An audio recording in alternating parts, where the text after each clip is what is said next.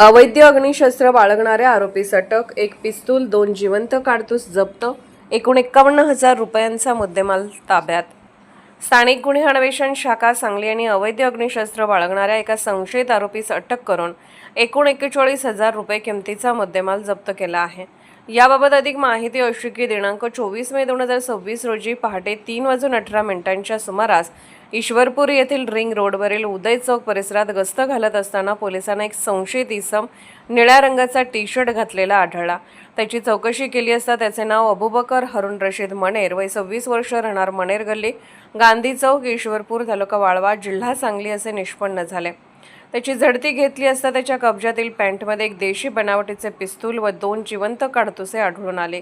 अग्निशस्त्र बाळगण्याबाबत विचारणा केली असता त्याच्याकडे कोणताही कायदेशीर परवाना नसल्याचे उघड झाले.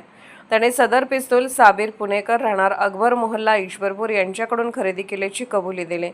सदरची कारवाई पोलीस अधीक्षक तुषार दोशी व अपर पोलीस अधीक्षक कल्पना बारवकर यांच्या मार्गदर्शनाखाली पोलीस निरीक्षक संजीव झाडे व सहाय्यक पोलीस निरीक्षक लहू थाटे यांच्या नेतृत्वाखाली police head constable Arun Patil, Sagar Lavate, Sandeep Gurav, Sandeep Nalawade, Uday Mali, Dariba Bandkar, Anil Kolekar, Nagesh Kharat, police शिपाई सूरज थोरात, विक्रम खोत, विनायक सुतार यांच्या पथकाने गुप्त माहितीच्या आधारे ही कारवाई केली.